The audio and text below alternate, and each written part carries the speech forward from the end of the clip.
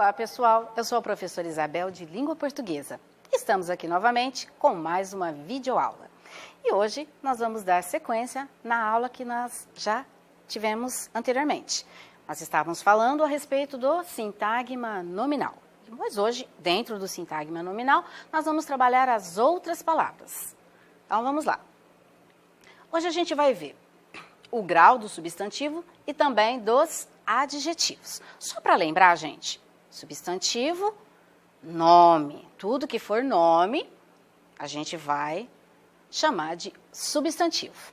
E dentro do sintagma nominal, o substantivo é a palavrinha mais importante, é o núcleo. Então, vamos ver o que é esse grau aí, pessoal. Então, mas antes disso, quero mostrar aqui para vocês, ó que bonitinho gatinho. O adjetivo, só para lembrar, característica do nome. Então, todo nome tem características que são atribuídas a ele. Essas características a gente chama de adjetivo. Então, eu tenho aqui essa imagem desse gatinho. Olha lá, gatinho bonitinho, né? Siamezinho, de olho azul, muito charmoso. Adoro gatinhos.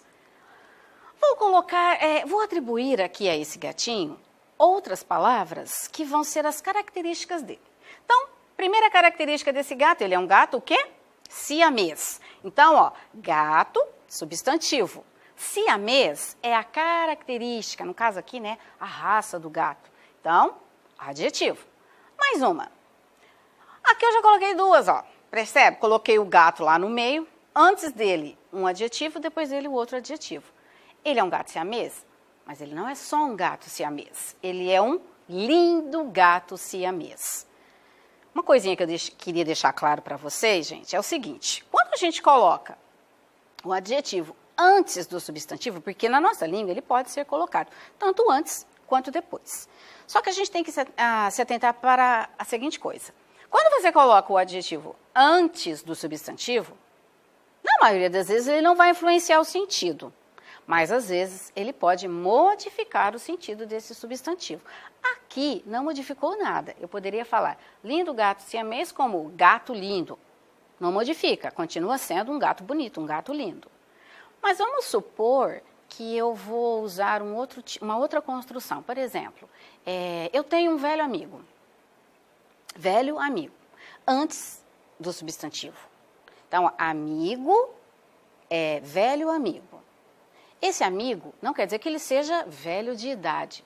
Assim, um amigo de muito tempo, de anos, né? Começou lá na infância e até agora que somos adultos, continuamos amigos. Então, ele é um velho amigo. Mas se eu disser assim, ó, um amigo velho, eu já mudo o sentido. Perceberam? Velho antes do substantivo amigo, não quer dizer que ele seja velho de idade. Mas se eu coloco ele depois, amigo velho, eu já quero dizer que esse amigo é velho. Ele pode até ser um amigo novo, de agora, mas ele já tem uma certa idade que eu posso dizer que ele é velho. Então, nesse sentido, né? Nesse caso, o sentido do substantivo é modificado de acordo com a posição do adjetivo. Então, a gente precisa sempre tomar cuidado com isso. Mas aqui no nosso caso, não modificou nada. Então, ó, gato siamês, lindo gato siamês. Mas aqui nós temos apenas uma palavra para caracterizar o gato. E se eu colocasse assim, ó, gato de rua? Eu tenho só uma palavrinha aqui para caracterizar esse gato? Não. Aqui eu já tenho ó, uma duplinha, né? Um grupinho de palavras que a gente chama também, né, de característica do substantivo, porém, tem a função de adjetivo, só que, ao invés de a gente falar que é só um adjetivo, a gente vai falar que é uma locução adjetiva. Então, um adjetivo é uma palavra sozinha e a locução adjetiva é quando eu tenho mais de uma palavra para caracterizar o substantivo. Que fique claro isso daí, certo? Então, vamos lá. Agora, vamos trabalhar, então, o grau dos substantivos. Né? Já aquela parte ali foi só para a gente relembrar o que era um adjetivo. Agora, nós voltamos aqui para os substantivos e vamos trabalhar o grau deles. O que quer dizer isso? Quando a gente fala de grau, a gente está falando na modificação que o substantivo vai ter em tamanho.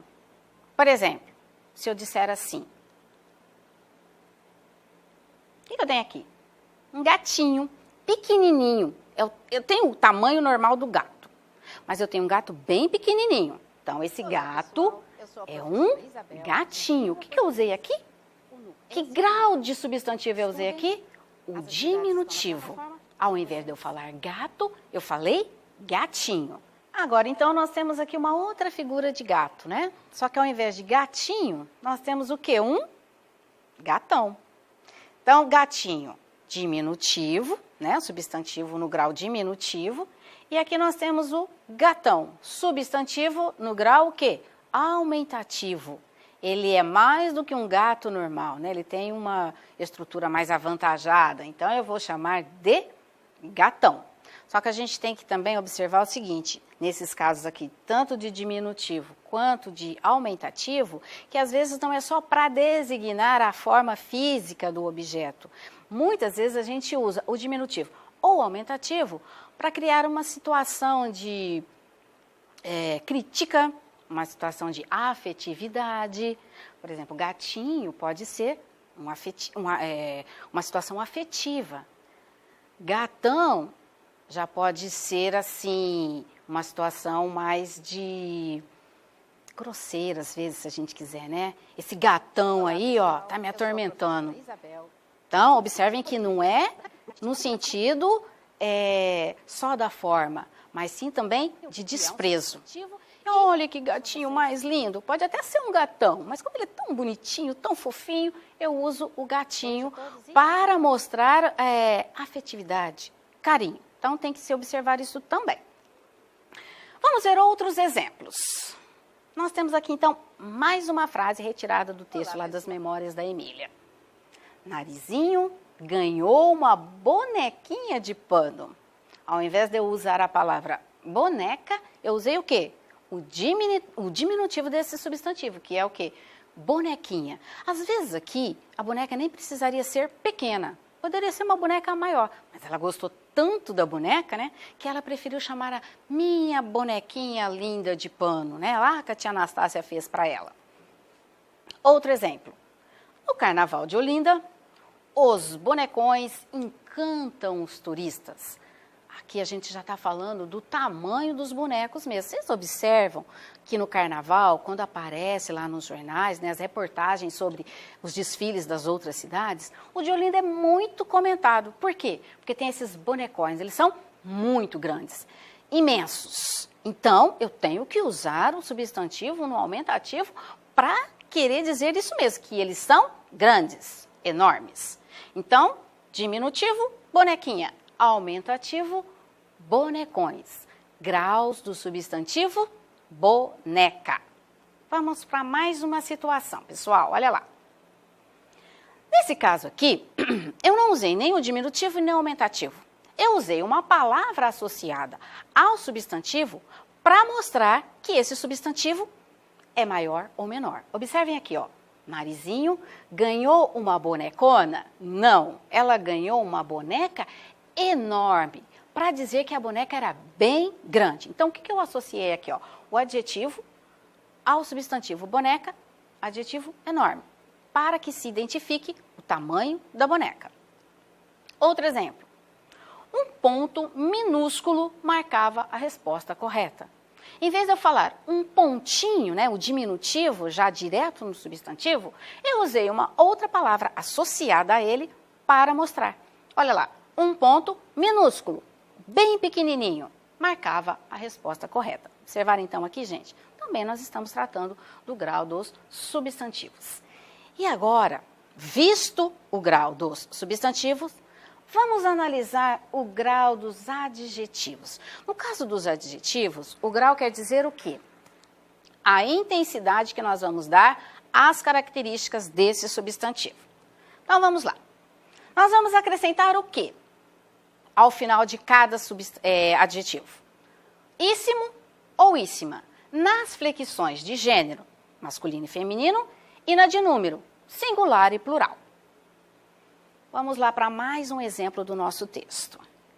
Emília fez exigências esquisitas. Então, eu tenho aqui, nesse sintagma, exigências esquisitas. Exigência, substantivo. Qual que é a característica desse substantivo?